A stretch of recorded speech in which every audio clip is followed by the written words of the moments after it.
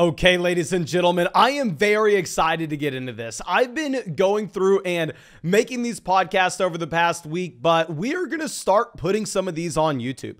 So many of y'all know by now, we launched flockfantasy.com. In my mind, the best place you're ever going to find fantasy football advice. We have so many talented creators on there. We have Dynasty Football, we have Fantasy Stock Exchange, we have Fantasy In-Game. We have yours truly. When you sign up to flockfantasy.com and use promo code FLOCK, you are going to get 30% off any package. And at the same time, with promo code FLOCK, I'm going to be making an in-depth podcast of your Dynasty team with the Mother Flocker tier. So we are going to start including these in videos because I've had a lot of podcasts that I've been making as of late and figured that we could let a few of y'all see this on YouTube. Of course, if you join and get a podcast done of your Dynasty team by yours truly, you can let me know, Mason, put this on YouTube. Mason, don't put this on YouTube. Completely fine just doing the podcast and sending it to you directly. But this one, we are going to be making for a long-time member of the flock with S Bears here. Still can't pronounce this username, but it's been a member of the flock forever now. Says a 16-team half PPR single quarterback league. Home league where we had the startup this past year, converted from redraft to Dynasty. Most everyone in the league now is pretty new to Dynasty besides a couple veterans. So it's going to be a very interesting league to look at. We have the Sharks and we have the complete fish. The majority of teams that I've been looking at have been established Dynasty leagues. So I'm kind of excited to see the chaos in this. The league settings are going to be 20 passing yards per 1 point, minus 4 points per interception. You actually lose half a point per sack as well. So if we're projecting out, you actually kind of want those pocket passing quarterbacks that are going to have a ton of passing volume, but at the same time, not necessarily make mistakes. You're getting a slight tight end premium, half a point usually moves the needle a little bit, but a quarter point tight end premium here in my mind doesn't really do anything. Rushing and receiving first downs are worth half a point, but they're worth 0.75 points for tight ends. Okay, so maybe that actually makes it a little more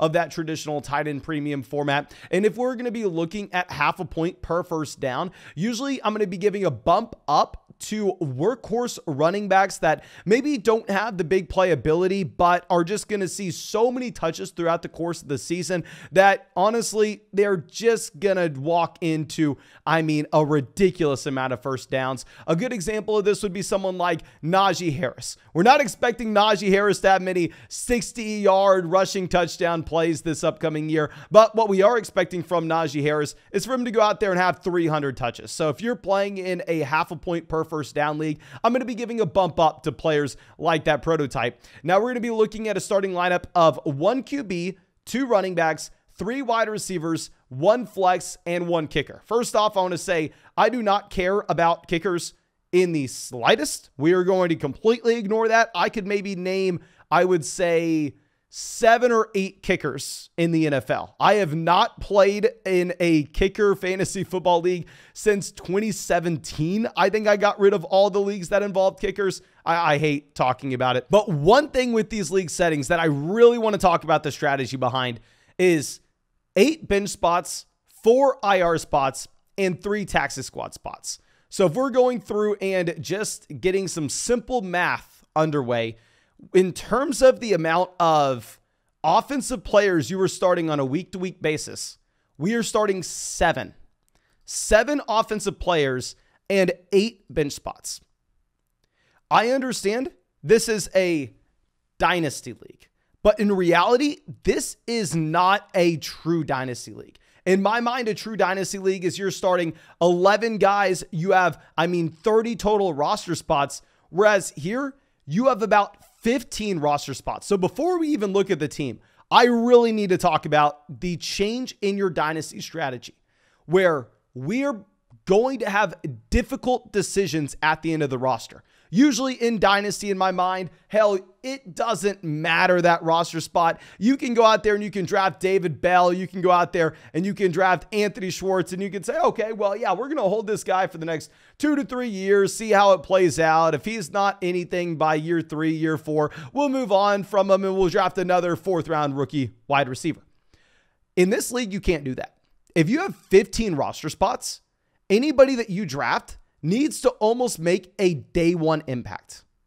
It is going to be so difficult to draft anybody, for instance, say Dalton Kincaid this year, thinking, okay, well, we're not going to start him this year, but I like the long-term upside. Maybe he can turn into something in year 3. Because what happens on a shallow dynasty league in that case is you draft a player that doesn't make a year 1 impact. You don't know where he stands going into year 2. And then by the time you get to next year's rookie draft, you're having to make very, very difficult decisions on who you are going to be holding on to, who are you going to be letting go. And it's just going to make it where you're drafting players to hold on to them, to clog your roster throughout the course of the entire year, to cut them next offseason. So when we are adding players here, unlike, in my mind, a traditional dynasty league, we can't just be thinking of long-term value. We need to be thinking both of long-term value and what we do with that player if they don't produce right away. So let's keep that in mind. Let's go position by position here with the breakdown. Starting off at quarterback, it's a 1 QB league, but since we only start 7 offensive players total, I would make an argument that the quarterback position actually matters a decent amount here, and that you are looking at a position that is going to account for a high percentage of the starting lineup output. If you're playing in a league where you start 10 offensive players and you only have 1 quarterback, then at that point, you're going to have to start so many wide receivers that a quarterback's only going to be making up 10% of your starting lineup requirements on a week-to-week basis. If we're only going to be starting 7 total players, that quarterback's going to be making up closer to 15% of the total starting lineup requirements on a week-to-week basis. So that quarterback scoring is actually going to have a much larger effect with your win rate this upcoming year. Also, with this being a 1 quarterback league, some adjustments that I'll be making is instead of prioritizing both the floor and the ceiling of the quarterback you're bringing on, I don't care about that at all. The only thing I care about in that 1 quarterback league, especially the shallow format, is getting the highest ceiling possible. For instance, there are a couple of QBs that I would say in Superflex, phenomenal. I want them everywhere. Like, say, Justin Herbert, Trevor Lawrence, right? You feel so comfortable that you're going to have that quarterback for a decade. You're more comfortable with that quarterback over the next decade than you are the Dynasty League holding up for a course of 10 seasons. Whereas I don't really care too much about that security over the next 5-10 years in a 1 quarterback league. The only thing I really care about is, okay, how many points can they reasonably put up if everything goes perfect for them over the next 2 to 3 seasons? So a couple quarterbacks that maybe in Superflex aren't super appealing for me, and maybe we try to go elsewhere, but in a 1 quarterback league, I'm all over. Lamar Jackson. I don't know what Lamar Jackson's going to be 3 years from now when he's 29. I don't know how his playing style is going to transition, but what I do know is Lamar Jackson, regardless of the situation he finds himself in this next season, could be the quarterback 1 in fantasy. And I'd say the same thing in 2024. Justin Fields. With Justin Fields, I'm going to be honest with you. I don't know the long-term job security. I don't know the long-term projection. I understand the trade that they just made puts him in a significantly better situation, and they will finally be able to put real assets around him to see what he is made of. Now, with Justin Fields, am I super comfortable saying he is going to be a phenomenal quarterback option in fantasy 3 years from now? Not really, but what I do know is very similar to Lamar Jackson. Given his rushing upside, he could be the quarterback 1 overall in fantasy this upcoming season. It is a possibility that DJ Moore comes in, that they're able to bring in another weapon with their cap space as well as the draft capital that they're now working with, and they're able to surround him with the best wide receivers of his NFL career, and he could be the number 1 quarterback in fantasy. It's not likely. It's a possibility, though. Kyler Murray, another example. A quarterback that has very real red flags, but given his rushing upside, if the coaching staff change actually works out in Arizona this next year, Kyler Murray has a very high ceiling. So those style of quarterbacks are going to be more appealing in my mind in a 1 QB league than Superflex. We have Kyler Murray here, which I think makes a lot of sense. We have Ryan Tannehill, Kenny Pickett on the bench. Just cut Tannehill. No reason to have him on this format, even if he finds a starting job somewhere. Who cares? You're never going to start him anyway. And then Kenny Pickett, I don't really like Kenny Pickett in terms of his ceiling. He's never really going to be a quarterback that can run the ball. I would rather probably move off of Kenny Pickett and grab a rookie this year for extremely cheap. Just grab someone like Will Levis, who I think maybe probably has a lower floor than Kenny Pickett, but probably a higher ceiling. And that's what I care about. Now, going over to running back, I mean, we are sitting pretty. We have Jonathan Taylor, Travis Etienne, not too much to discuss there. Obviously, you're very happy with that scenario. Down there on the bench, we don't really have much depth, but keep in mind, we are going to be looking at some rookie picks we're able to add on, maybe Bijan Robinson later on in this video. Wide receiver, we are rolling with DJ Moore, Michael Pittman, Drake London. Down there on the bench, we also have both Treylon Burks and Jameson Williams. I would love this wide receiver core in a real Dynasty league. I think it makes it a little bit more difficult with how shallow this league is in particular, but still phenomenal wide receiver room. I will have a quick few notes. One, DJ Moore is going to be a sell high right now for me in Dynasty. I've heard a lot of people saying this is the best quarterback DJ Moore's ever played with. And while I agree, Justin Fields, from a fantasy football standpoint, could be the quarterback one overall in fantasy. Given his rushing upside, he is an elite fantasy option. But the Chicago Bears passing offense this past season, from a passing yards per game perspective, was the worst passing offense in NFL, I would say modern NFL history. The next worst one was 2009. 2009 was the last time we saw an offense as bad as the Chicago Bears from a passing yards per game perspective. They will get significantly better this next season, but they will go from being the worst in modern history to significantly better and probably still being bad.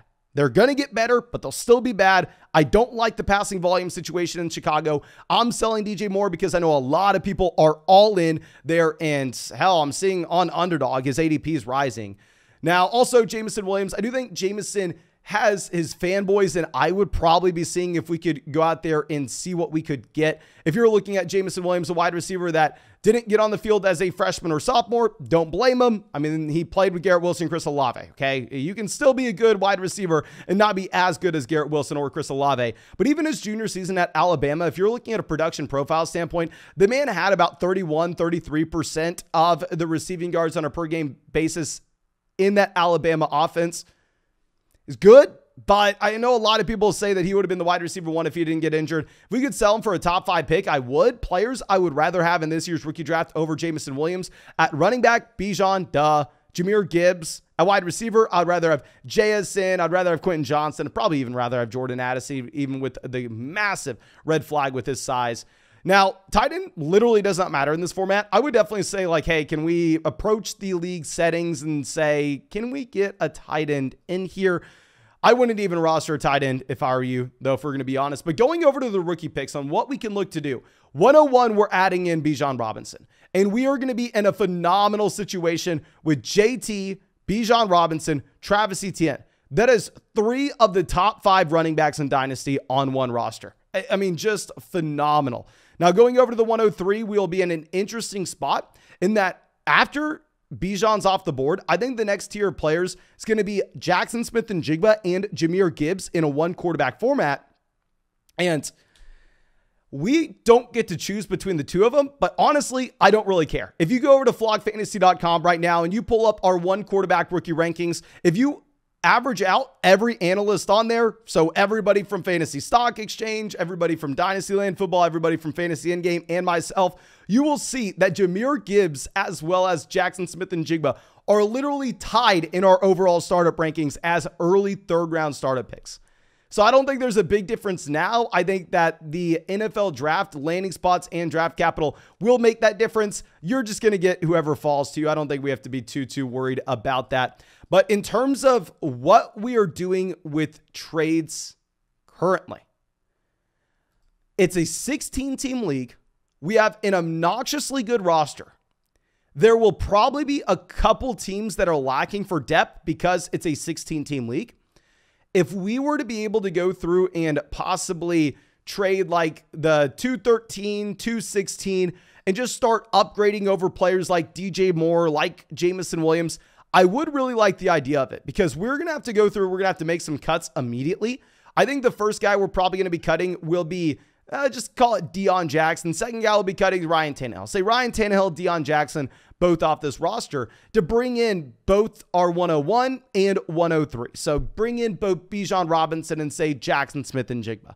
But beyond that, we're going to be very limited on the amount of moves that we're actually able to make. We're going to be very limited on pulling off any 1-for-2 trades. We're going to be very limited on picking up anybody off the waiver wire. So if we're looking at a league where we can only roster, it was about 15 guys. In my mind, every trade that we should be making is a 2-for-1. We should always be giving the depth, always getting the best player in return, especially when we have a juggernaut roster here for a 16-team league. But I think that's about it for this breakdown. Again, thank you so much, my friend, for being a member of the flock and supporting the channel. I genuinely do appreciate it. And when you're on flockfantasy.com, if you have any thought of how you think I can make the site better for you individually, I know you've been a member of the flock for so damn long. Please do not hesitate. Shoot me an email, send me a DM on Discord, send it just in the overall Flock Fantasy Discord chat, anywhere. We have the site suggestions tab that you can put it in. Let me know how I can make the site better for you. Let me know what tool we can add in, and I'd be happy to send it over to the developers and get that started for you. But thank you again, my friend. I truly do appreciate you. Really hope you have a great day. And real quick for everybody, of course, if you want to join the flock, if you want to get in on flockfantasy.com, use promo code flock and you'll get 30% off any subscription for our special launch. And also with promo code flock, you will get your team broken down in a podcast by yours truly. But thank you. I appreciate you and really hope you have a great day.